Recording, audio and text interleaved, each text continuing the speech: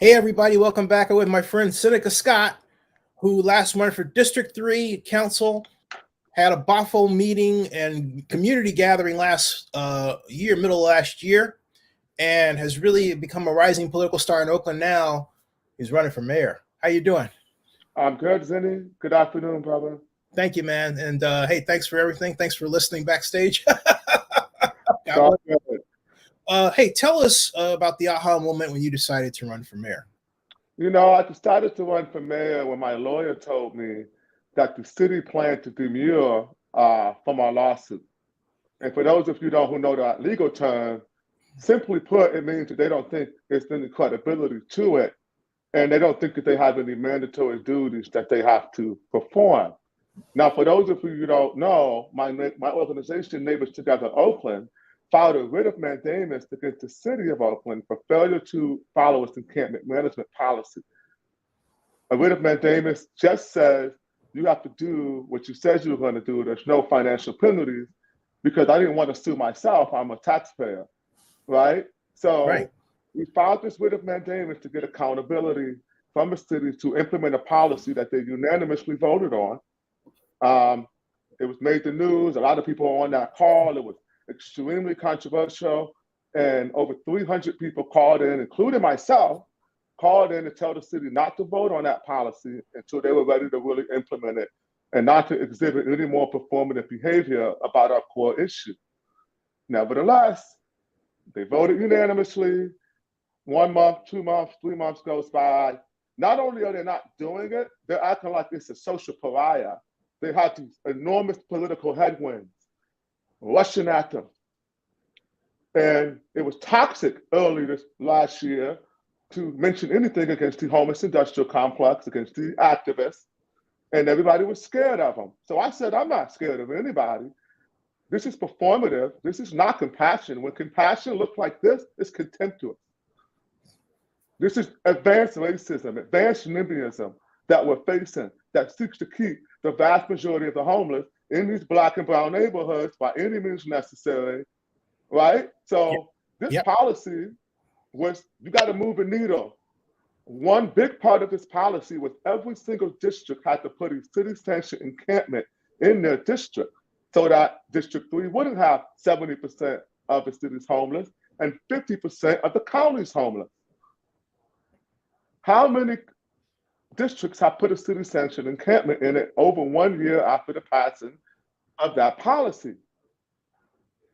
One, guess where it's at? District 3. So thank you, Councilperson Fife, for doing the job, but the whole point of it was to share it around, and here we are back to square one. They're completely avoiding accountability, and when I found out that they refused to enter settlement talks with us, that means that you're going to fight a writ that we pay for, the neighbors pay for that. We're a nonprofit. Most of our funding came from local businesses and the people who donated to us, who are neighbors, right? You're gonna fight accountability for what you said you're gonna do with our taxpayer money, because every time you fight a lawsuit, we pay for that. Yep. How insulting that these people would do anything to avoid accountability, and why they show the face of compassion and they act like they really care. They don't give a damn. These are failed leaders. We need to jettison them from our city hall. And we have an amazing opportunity this year with 5 council seats up or 4 up and a mayor. We can completely transform the city, right? So I'm watching. I think everybody else is watching. You've seen that news coverage. We're not playing around. The news basically said, we're front runners, right? Here's the problems of the city, and here's the person who's going to help solve them. And we're getting tremendous coverage. We've got more media impressions than any other mayoral candidate, right? So I think that there's some people quaking in their boots right now. I'm hearing rumors. People are terrified. And the reason they're terrified, Zennie, is because no one owns the neighbor. We're not a special interest. We're here for the people. We're here especially for the flatlands who have suffered. We are owed a debt, and we mean to get debt paid from this city. Stop electing mayors in the hills. Stop electing people who don't care about all the people in Oakland, and elect someone who can help bring people together. So when they said they're going to fight our lawsuit, I said, I've got to run for mayor. This is too much. We've got to take this energy we have and we've got to put on for the neighbors and get some change made in the city. Hey, can you help me put a name and a face on the problem who's been against you? Or is it one person or group? Help me shape the kind of organizational tree that's misbehaving. You know, there are a lot of nonprofits that contribute to the homeless industrial complex. There were news report today, it cost $800,000 to house one person in Southern California and Los Angeles. Wow. Oh yeah, this is insane amounts of money. So, but when you look at why, it's because everyone's getting paid. So here's the thing. There are homeless advocates who are awesome. They're part of our We Deserve Better coalition. One of the best things that we did, and this is a service to the city of Oakland, we took this issue head on when everyone was a coward. And we had the courage of conviction to speak up for our unhoused brothers and sisters in ways to actually get them help and not performance. And we went right to the activists and said, I demand a public debate. You cannot not publicly debate me. You have to debate me. I don't agree, Booker T. Right? Like, let's talk about it. We all want to go to the same place. So let's talk about it. And when we talked about it, we won over some people who said, you know what, I'm going to support that encampment policy because I get what you're after. We need to hold them accountable for doing something. The encampment management policy makes public camping legal, and the state's supposed to manage the camps. That's much better than what we're getting now. It also manages the interests of the housed and unhoused and creates a list of do's and don'ts for public camping.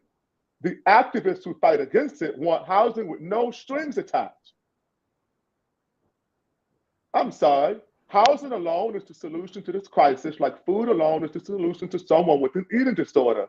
You're doing that person with an eating disorder a huge disservice by saying, here's a plate of beautiful food, just eat it. That's all you need. It's right there, just eat it.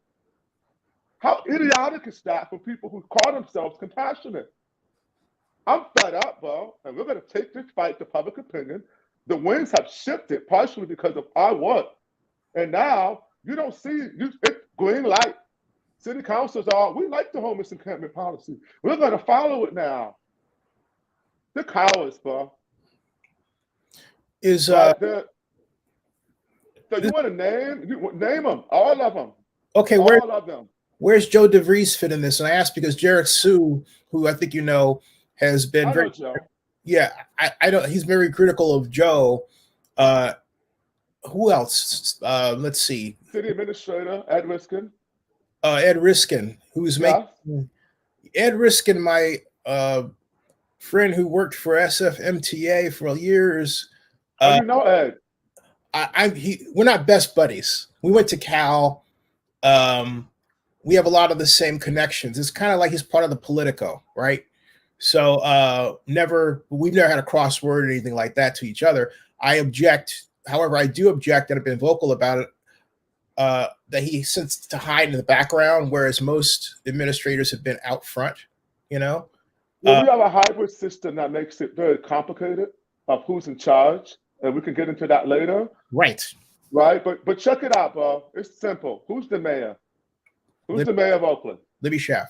That's whose fault it is. Her legacy is not just in jeopardy, it's already tarnished. Hopefully she can rescue some ounce of respect by doing the right thing this year. But I blame Libby. Yep. Let me tell you something. Libby's the one who told us to sue the city. She says, only thing to get something done is to sue us. What kind of mayor is that, bro? Wait, sit. Repeat that, please. Libby Schaaf is the one who told Neighbors Together Oakland you should sue the city. Noel Gallo said this all the time. I'm not going to leave Libby on the island. How often have you heard Noel Gallo say, some people just need to sue the city? Yep. They want political coverage from us to do their job because they're cowards. What? Wow. What the hell are they afraid of? They're afraid of the wokes, bro. The white wokes. We have a class of mostly white people who live in affluent areas who have everything to say. I have a new rule. Affluent white people can't say who's racist anymore. If you've got money, if you're part of the asset class and you own a house and you're white, you don't get to say what's racist anymore for black people. We're ending that today. That shit is over. Well, and can I add to that? They should also stop trying to tell Black folks to stop talking about racism and listen. And stop shutting us down. Stop trying to shut our media down, right? Just zip it. Just zip it. Right? So it's so insidious to say you care about Black people. 80% of Oakland's unhoused were Black as of the last census. Now that's changed because we've had a huge influx of drug tourism from mostly white males. Okay? We don't talk about that. Our encampments have gone from that, please. We have a huge influx of drug tourism from mostly white males. If you look at the homeless, if you look at the homeless numbers now, we went from 175 camps to over 360 in just the last year. Black people don't move from city to city. We don't do that. We stay where we're at. In 2018, 80% of Oakland's homeless were Black, and they went homeless in the neighborhoods they grew up in. What? Yes. Now that's completely changed because people are moving where it's the easiest to be homeless and engage in whatever activities you want to engage in with no oversight. I mean, everybody sees the encampments. It's like it's Mad Max. There's no oversight, right? There's absolutely no control. We are without rule of law in the city of Oakland. We have a dwindling police force, and we have people who are seemingly celebrating these things. So we need to have a public debate amongst us activists. I don't say progressives anymore because they ain't making no progress. I'm not saying Democrats anymore because I'm not one. I am a post-partisan solutionary. I don't go left or right. I go up, down, either you have integrity or you don't. I also believe that the left and right like to see themselves as 1 and 12 on a ruler, when they're 1 and 12 on the clock. Both of them don't mind fascism if it suits them. We gotta go a third way, brother. It's time. Hey, can you repeat that one? That's a great quote. Repeat that, please. So the left and the right like to see themselves as 1 and 12 on a ruler when they're really 1 and 12 on a clock. I got that from Jack Saunders, who was a member of the Coalition for a Better Oakland. I believe he was political science professor before he retired. But I loved it. I was like, yeah, you're right. And I'm guilty as charged. I am a union organizer. I beat the liberal progressive drum. I flew the flag. I still fly the flag of what it really means. Classic liberalism is about intellectual debate leading to policy, not stifling anyone who you don't agree with and bullying people with your woke mobs on the internet. The internet is not the real world, and we're about to find that shit out very, very soon. The internet is not the real world, and we're going to find that out very soon, like Ukraine is right now.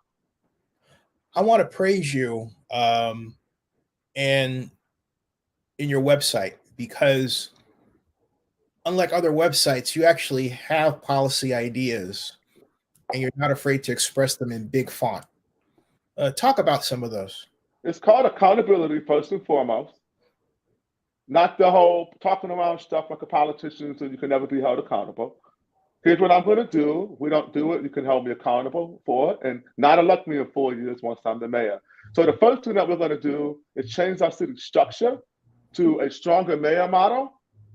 The hybrid model is not working. It's hard to see who's accountable. It doesn't work. We tried it in '98. It doesn't work. We've had enough evidence. The Spur Policy Group put out a great report in November that gives some recommendations, including limiting city council term limits, adding another department of, not an auditor, but I forgot the exact term, but I don't agree with that part, so I don't need to remember it. Hey, but I do agree. I didn't see that report. I'd be happy to read it. Oh, you got to read that report. They put a lot of work into it. It is a tremendous report. Every single person running for mayor right now is listed as a person, except me. Every credible person running for mayor right now, except me. Let me end that. There's 12 people. Most of them don't have a shot in hell. I don't know what they're doing. But the people who actually have a chance to become mayor, I'm the only one who's not an elected, a former elected, or who's on that policy report, right? And so they know about it. Not one person spoke about it. How are you going to run for mayor be on city council, be not an author, but be consulted with this report, go to the actual report they view, and then not speak on these recommendations, right? Well, the mayor has no power right now to really, if you don't have line item veto power, how can you really push an agenda? And if all someone had to do is abstain to fix the vote, so you don't have a tiebreaker vote, how can you push an agenda? Right. So, and I'm not letting Libby off the hook because she sucks, but it does let me, she had a hard job to begin with. My criticism of Libby is you didn't use your bully pulpit as the mayor to speak for the people. You spent your first day with OPD, they're still under federal oversight. You've sat by and not commented on the destruction of our city. You've practiced public escape avoidance behavior as a leader. It's just so bad. You can't lead like that. And I'll add further.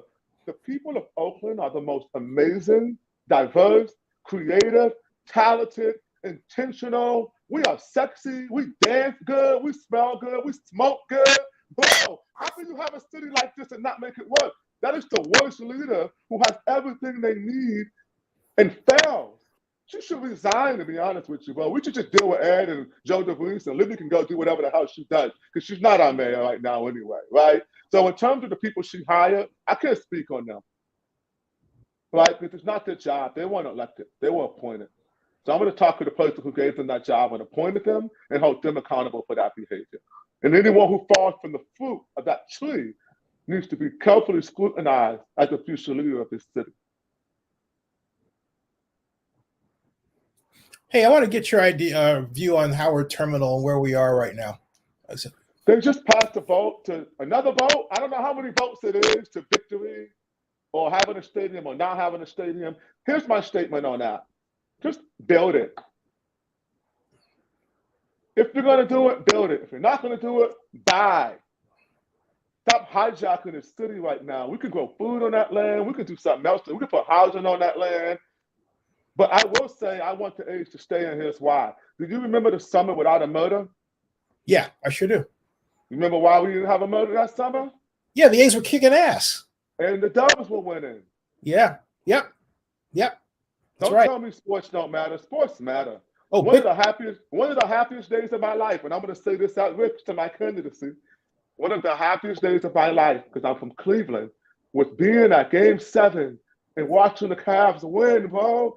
That was the most elated experience. I've never had a child. It was like having a baby, man. Right?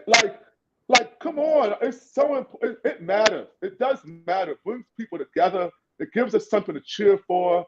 Yeah. Outside of ourselves, and it unites people. But if we're not going to do it right, then let's not do it. But let's stop with this when is it end stuff.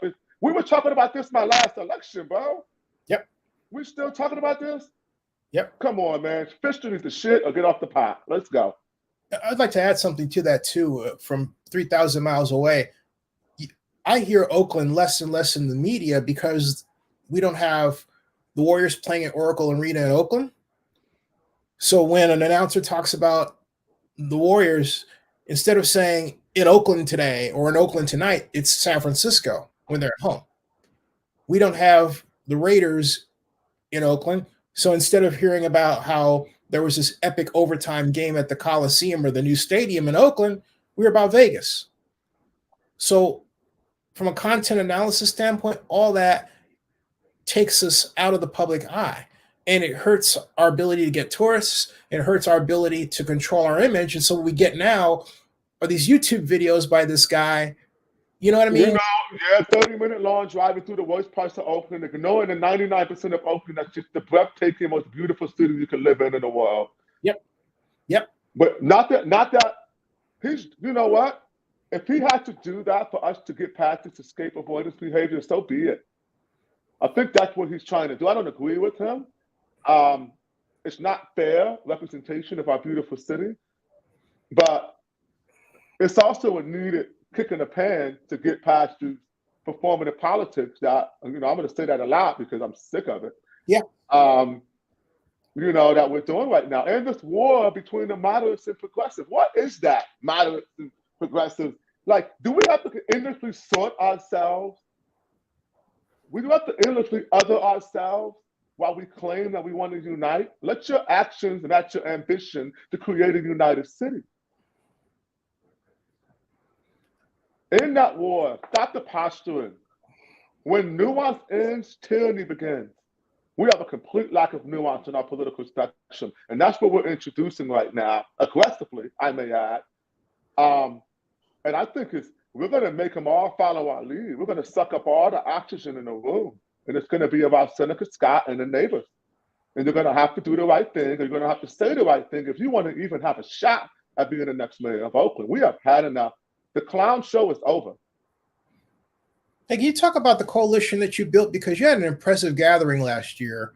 And I thank you for inviting me. I was here. Otherwise, I would have been there with bells on. I'm here with Mom. And so, but talk to us about the coalition you built and how that will impact your run for mayor. Will they be your staff as well? Or how is that all going to shake out as you see it? So the We Deserve Better coalition was made up of nonprofits, Urban Compassion Project, headed by Vincent Williams III, and Neighbors Together Oakland, and Attitudinal Healing Connection, run by Amana Harris.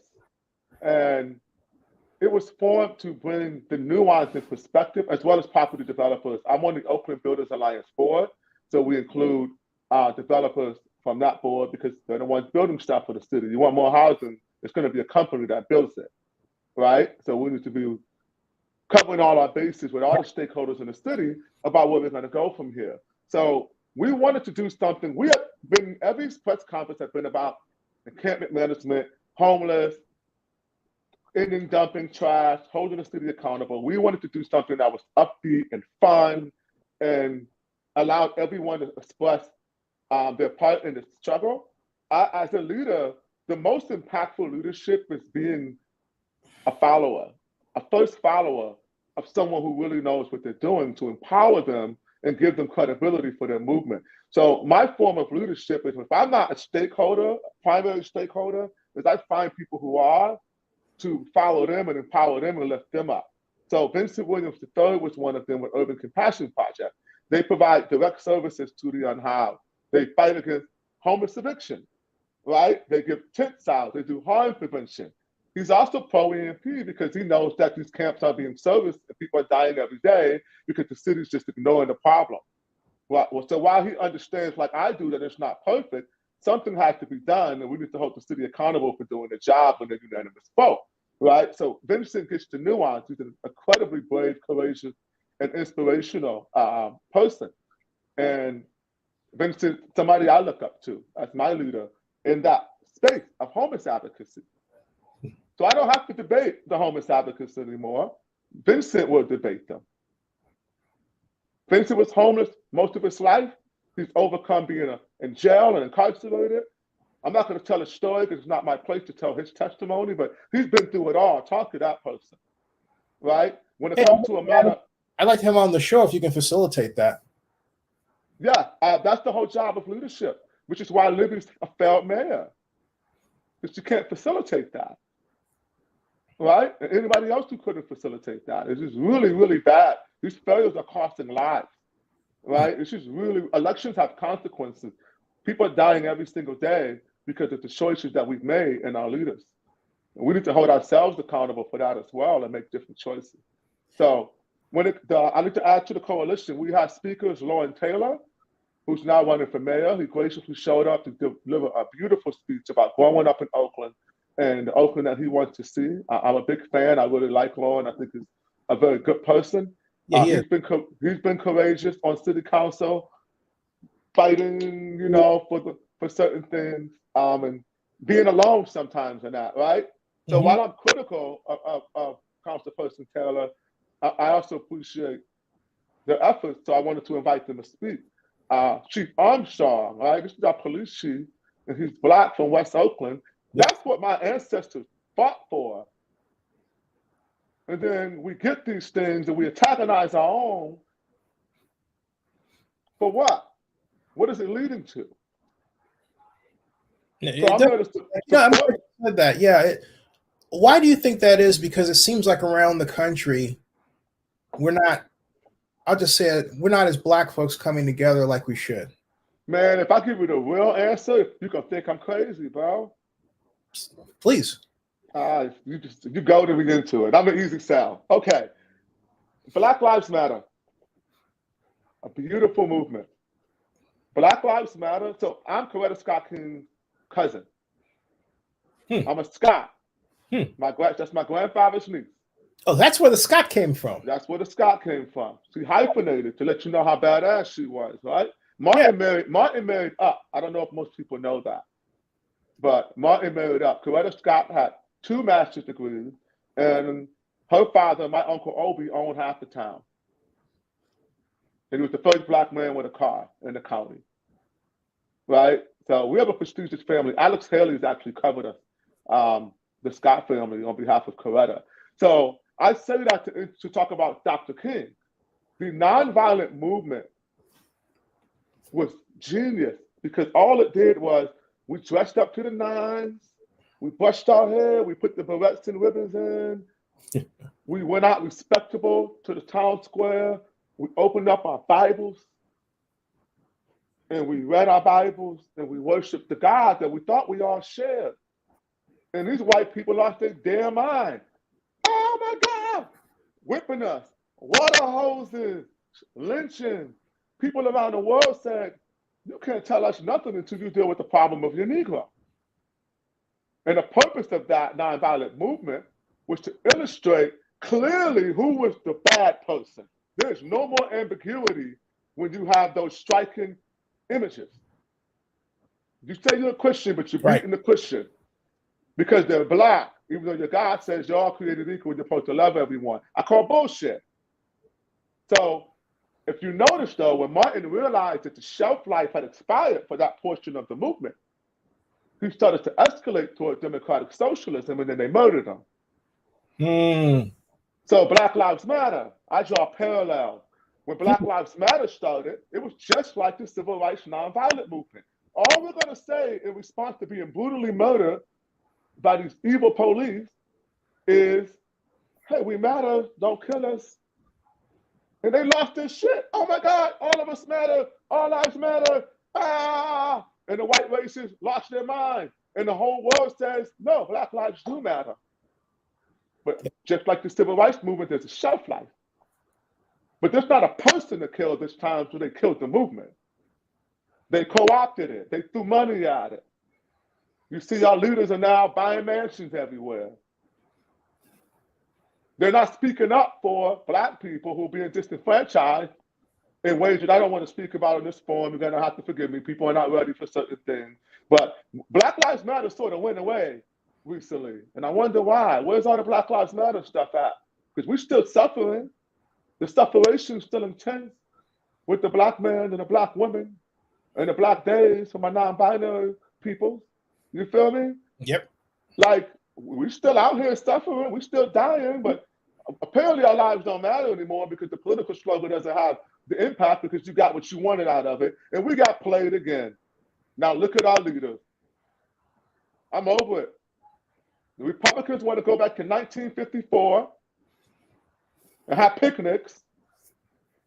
And Democrats, what they want, they lost it there. I'm over it all. We got to find another way. And Oakland is the best place to do that because everywhere I talk to says, I'm with that too. I'm a solutionary. I think I'm over this party. I want to do something different and just vote for a person who's a good person, who has good ideas. And I don't want to be trapped in the boundaries of partisan politics. Right? Yeah. I want to be, because there are boundaries. That binary, that duopoly doesn't serve us for nuance. You can trick and hoodwink and bamboozle, like Martin said, which is why Fred Hampton, right there. That's right, yeah. Fred Hampton was talking about, here's what Fred Hampton said. Fred Hampton said, I say Black power for Black people. Yep. I say white power for white people. I say red power for red people. And I say X power for those we left off. Yeah. Bars. Yeah. Come on, man. What happened to that energy?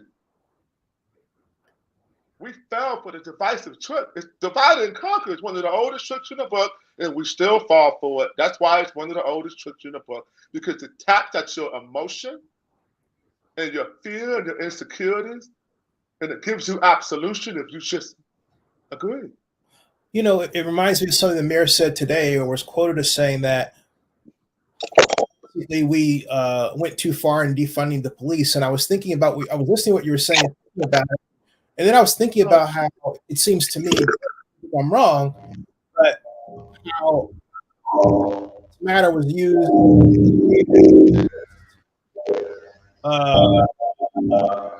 There's a background.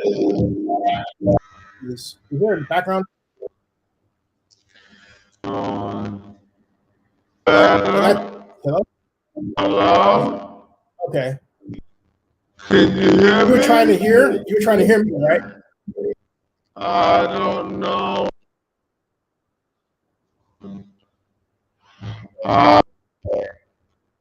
There's something you did on that.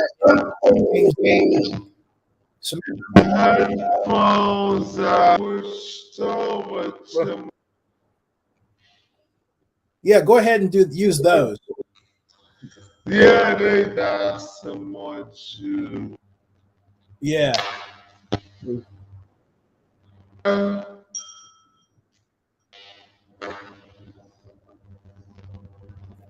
Okay, I think that's okay. So, that was interesting. Are you there? Yeah. Okay. Oh, try restarting your mic.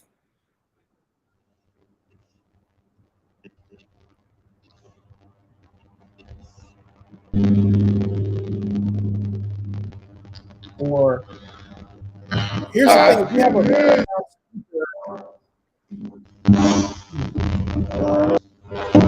I don't know. he was saying Fine.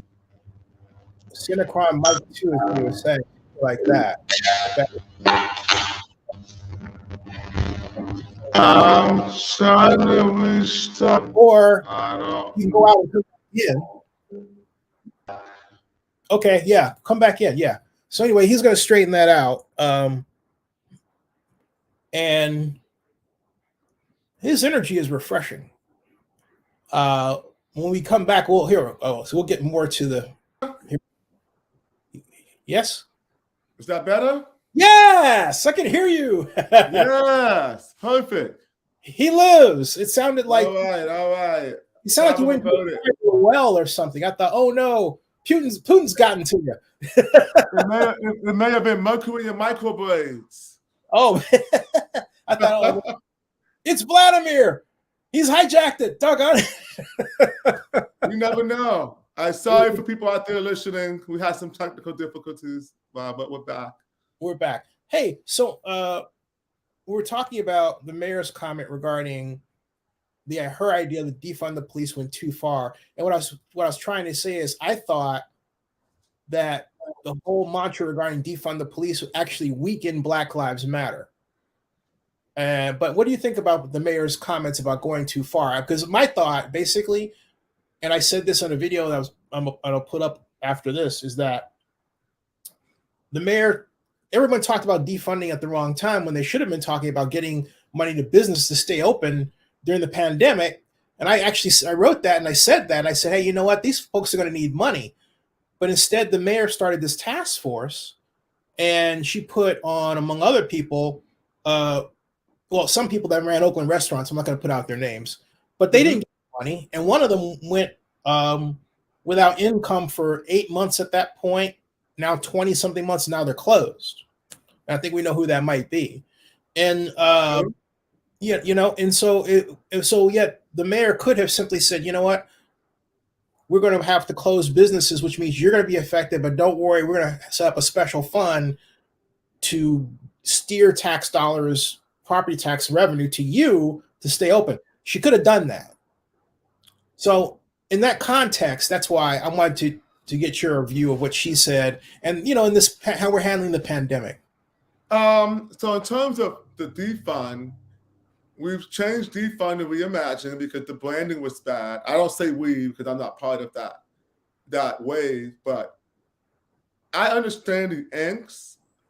I understand the frustration.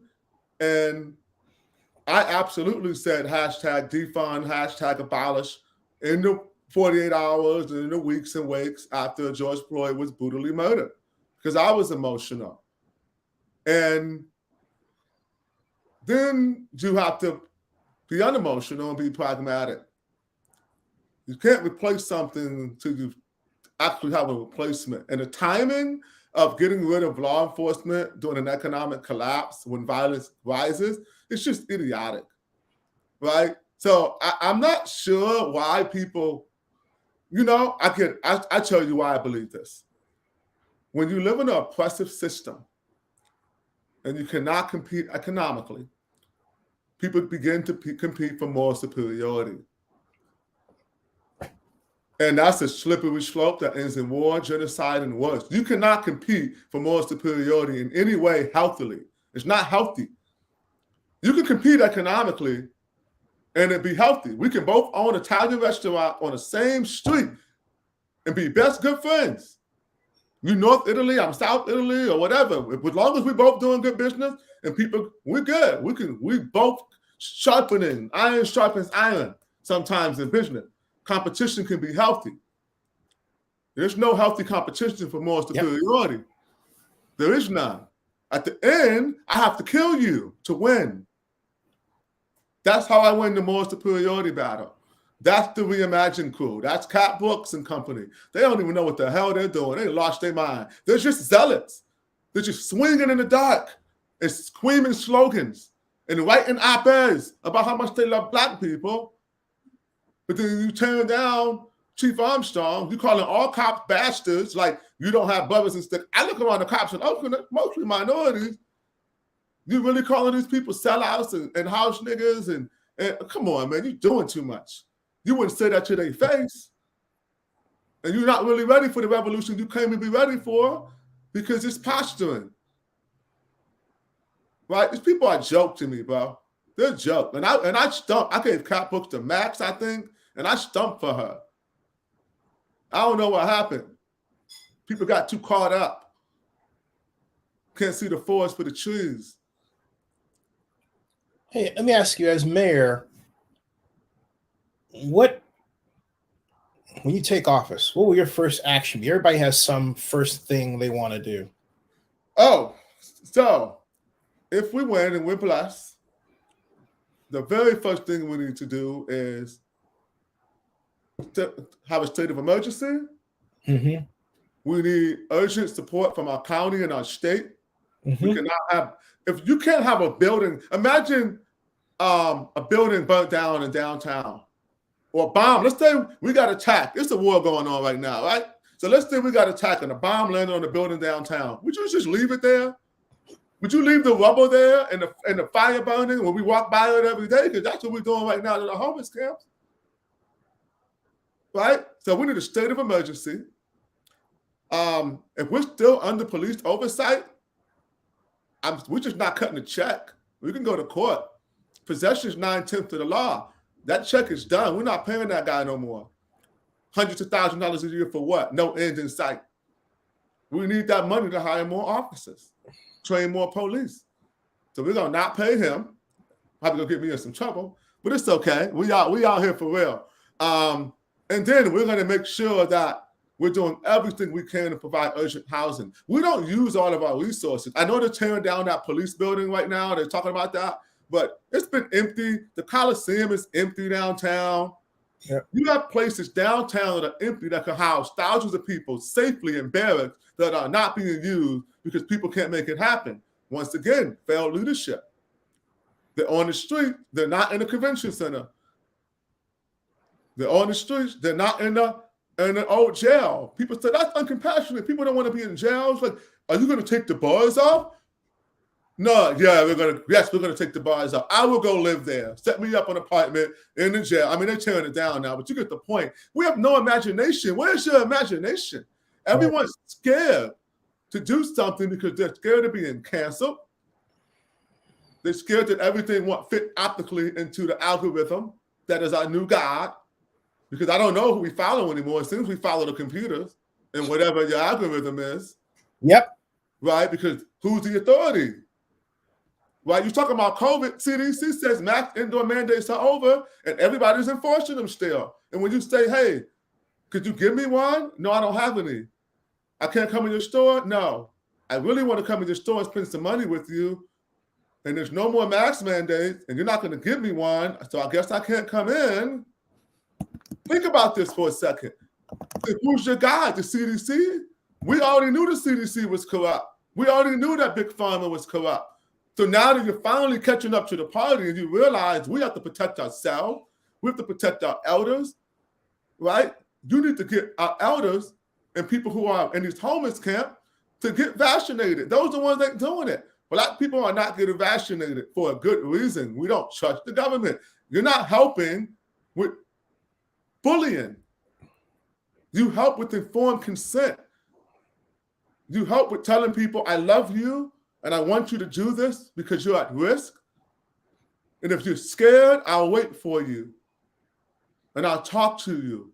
What you don't say, if you're scared, screw you, you're a bad person. We have a right to be scared as Black people of these people.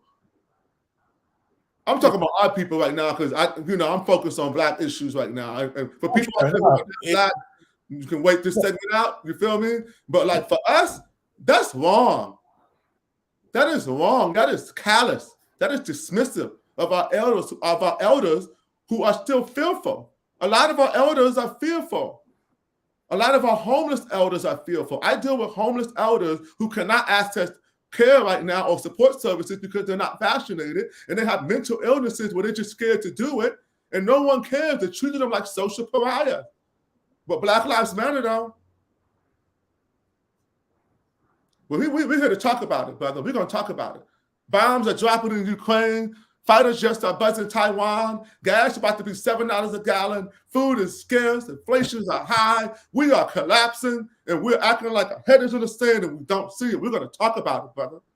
Yeah, which gets to my next question. Why don't we have, and I don't expect you to have an answer to this question, but I'm throwing out an idea, and I want your response to it in the context of your candidacy. But why don't we say, hey, look, we're in the middle of a war now, and let's make sure that we have extra foodstuffs for free food because we know inflation's already high, it's just going to get worse. Why don't we do that now? It almost seems like we're leaving to the federal government to do anything economically. It's like we're just sort of sitting back and letting things happen. That's why we formed Neighbors Together Oakland. Neighbors Together Oakland was formed to increase the resilience and preparedness. Think about the words we chose.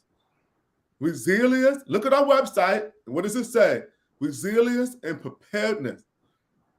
I'm starting the Department of Agriculture in Oakland, if I'm elected, for this sole purpose. We have all this arable land we could be growing food out and vacant that will increase our nutritional density. We have a willing partner in real estate, Alameda County Sheriff Dig Deep Department. Everybody wants to do it. Let's make it happen. Put the seeds in the ground, go to food. I'm not going to answer in this forum what I think is happening. Again, there's a lot going on right now that people aren't ready to hear. It doesn't matter why people aren't telling you to buy food. What matters is that no one's telling you to buy food. Right. You should probably go get some food. You should probably go get some security. Absolutely. You should probably get some water filters. You should probably know who your neighbors are so you can protect each other. Regarding our budget and regarding the police, how are you deal with what kind of police department will you have as mayor? Community policing is everything. When I grew up, we had police athletic leagues and football leagues. All that's gone. Yeah. 80% of our officers don't live in the city of Oakland. How can you have community police when they don't live here? Right? So an emphasis on community policing, working in partnership with the district attorney and the police department holistically, not adversarially, not posturing for political whatever, cookies or whatever you're trying to get, or likes on your social media, right? But actual real changeable change that can make people feel safer. But here's the thing. if people are desperate economically, they're gonna have violence. If people are scared and suffering, they're gonna lash out. We had a car driving to a cannabis place last night. You heard that news? And rob it. We have caravans of our young brothers and sisters, mostly brothers, 30, 40 deep, body armor, night vision, long guns, robbing cannabis dispensaries, robbing stores. It looked like City of God. Remember that movie, City of God? But why are we not acknowledging how far things have gone? And would you trust any leader who can't even tell you the truth about where you're at? Right? So first, we need to give these young men and women some hope. The parents need to get off of their phones, their children, and we need to raise our children as a village. It's not just the African way, it's the global way. We have to care for each other as a city. So one of the things that I'm doing, just like a city council, I'm not leaving Oakland if I'm elected. Unless I have to for the city. I gotta go to Sacramento or something cool, if I have to. But I'm not leaving. I'm not going to Berkeley Bowl. I'm not going to Emeryville. I'm not going to the Richmond Riding Gun Club. I got to start a gun range in Oakland, I guess. Right? Yeah. I'm not spending any of my money outside of Oakland. Hey, on the subject of guns, earlier on, I had I think I talked about this with a number of people, including Greg Hodge, Derek Sue. What is wrong? And I'm not a gun monger or anything, but why shouldn't we have a concealed carry? Or what's your position on guns, on our ability to use them to protect ourselves? I'm pro Second Amendment. I think that people who don't have, we should definitely be allowed to have concealed carry for law-abiding citizens to protect ourselves.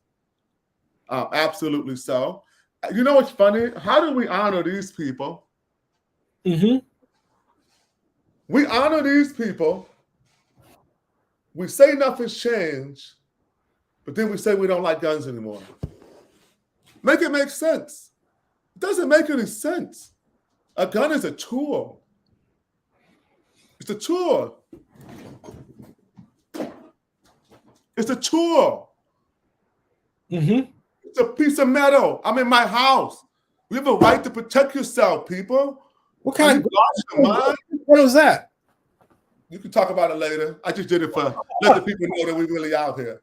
They're like a Batman gun, man. It's like, hey, man, you know. I teach firearm safety. I've taught many of our brothers and sisters to shoot. I've taught many of our elders to shoot.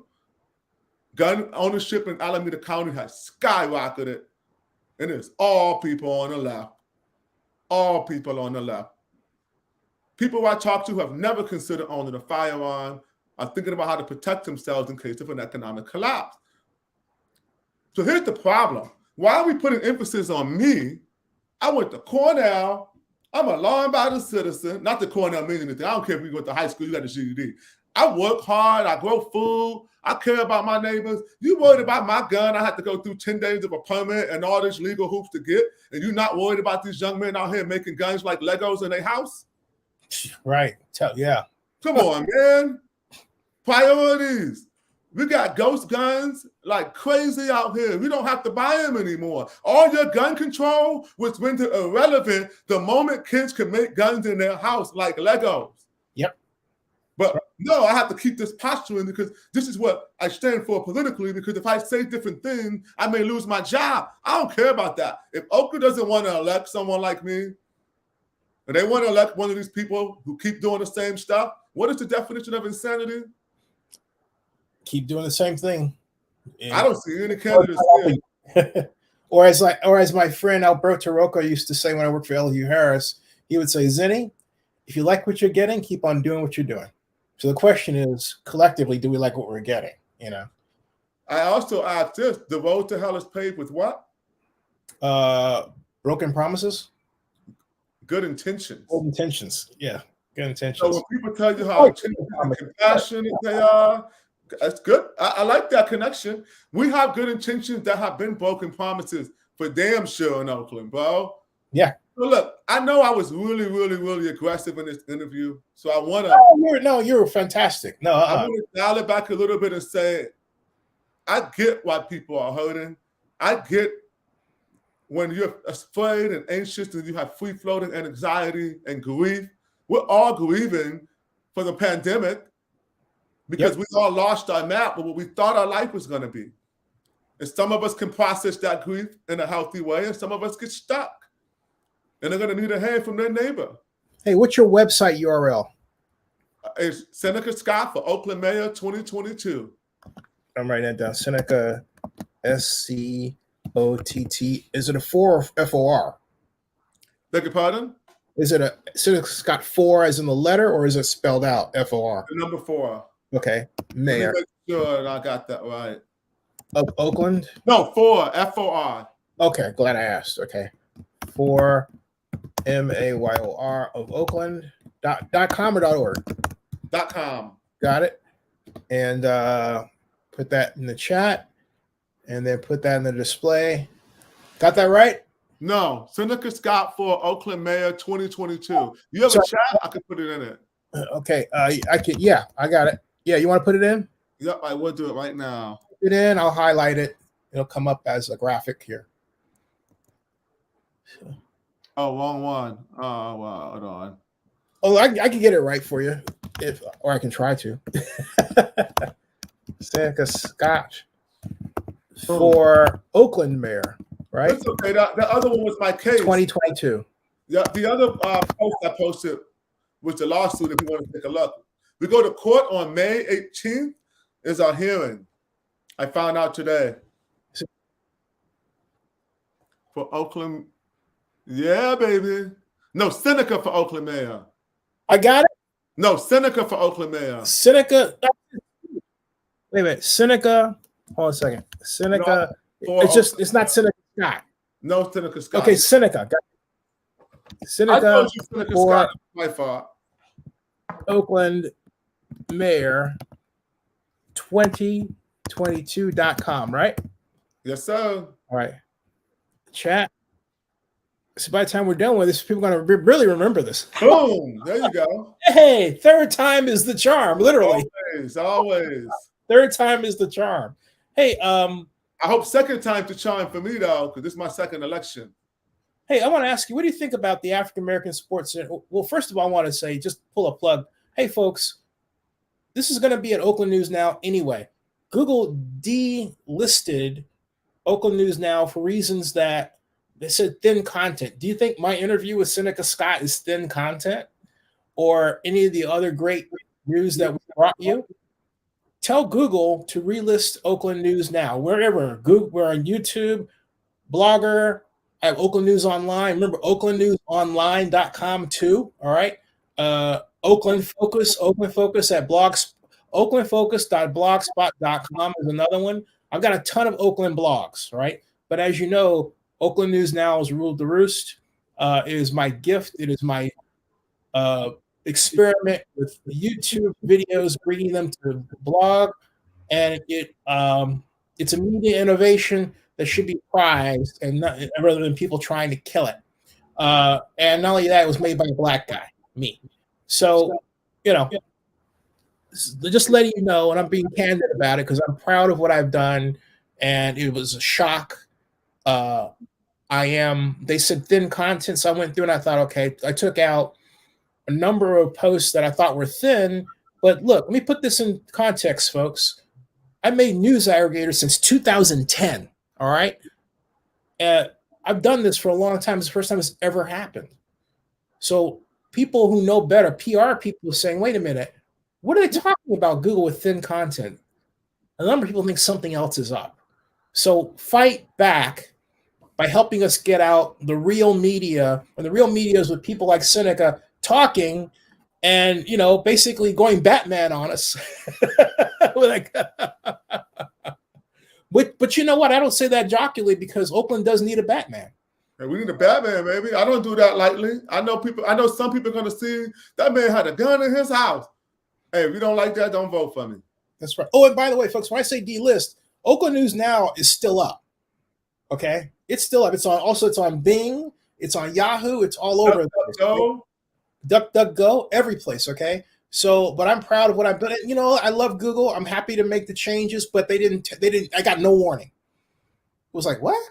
So, you know, hey, look, on top of that, it happened right at the time I was being heavily attacked, not me, but my site, by the Russian Federation. This was this morning. All right. Go figure. Just saying. Cyber attacks. Love them. All right. Back to the man of the hour here, the candidate of the hour here. I want to ask you about the Oakland Education Board, Oakland Unified School District Board, and the closure or the proposed closure of our schools, which I think is outlandish. But what are your thoughts about it? It's disrespectful to the flats that you owe the debt. My understanding is 0.2% of the budget, California state budget, to keep the schools open. But as always, I need to introduce some nuance to this. It's deplorable. They need to keep our schools open by hook and crook. But we still need to talk about this enrollment. Now, I live across the street from Prescott Elementary. For the last 9 years, I hear the children playing. One of the best parts of my day is to just hear the laughter and just hear children playing and screaming and having a good old time, right? And I felt some type of way. So I went to the rally, the protest rally there, and I saw a lot of my neighbors with their children who live in my neighborhood, my new neighbors. And I asked a few of them, you live here. The kids are holding signs, keep the schools open. Don't close the schools. And I asked the parent, you live in my neighborhood. I noticed you. I didn't know you had kids. Yeah, I have kids. Their age to go, they go to Prescott? Oh no, they go to private school. Why don't you send your kid to school in a hood and take that $25,000 or whatever you're spending per year and give it to Prescott Elementary if you believe Black Lives Matter and you want to keep the schools open? Once, not dissing the parents, but we're going to have to start some action. The armchair social media revolution is failing. You want to save the schools? Send your kid to school with Black kids. You know why you don't want to do that? Because the public schools did not go back to in-person learning, while private schools did, which means our rich people are going to even be further ahead than our poor people once again. Right? Right. We got some more nuanced problems here. There is an enrollment problem. We're not having children as much. People are privatizing their kids' schooling. We have this charter school rule in California that you can send your kids to any charter school or anywhere you want. Nothing's more important than a parent to their child. I do not have children, so do not. If I disrespected anyone, and then y'all white rich people send your kids to private school, I don't mean no disrespect. You know what's best for your child, and you should. I'm just introducing the nuance of how I see the solution is that we all invest in our education, which means you're going to have to take some risks as well. Right. If you really care about revolutionary theology, if you really care about Black lives, if you really care about the community, it's time you share in the risks of our future. You don't get to speak on our future if you don't share in the risks of our future. You can't speak on our future from Montclair. You cannot speak on our future from Upper Rockridge. You need to come down to the flats, go to school with our children, go to the same grocery stores that we go to so we can change them all together. I don't mean the gentrified way. I mean the way that works for everybody. Seneca, we got to have you back, man. Oh, bro, thank you. Got to have you back. And I was thinking about actually having a roundtable with the candidates too to continue this. Hey, I know Baba Hodge is the OG. I call him Baba. I know Derek Johnson. I know Lauren. I know Trevor. I know Derek Sue. I don't know Elisa Victory when I'm going to see her this weekend. We supposed to meet yesterday. I love a big old party. A healthy democracy is lots of candidates running and everybody voting. That's the best candidate. A debate. I mean, a talk, right? Well, I know what you meant. I mean, I'm just saying, I know if you want to reach out to any of them, I can maybe help you reach them. Yeah. Oh, yeah. I have no problem reaching them, but your voice is all the more helpful. So, yeah. Hey, it's nearly past the top of the hour. I want to be respectful of your time. We'll be back, folks, with another interview with Seneca Scott. Check out his website, Seneca for Oakland Mayor 2022.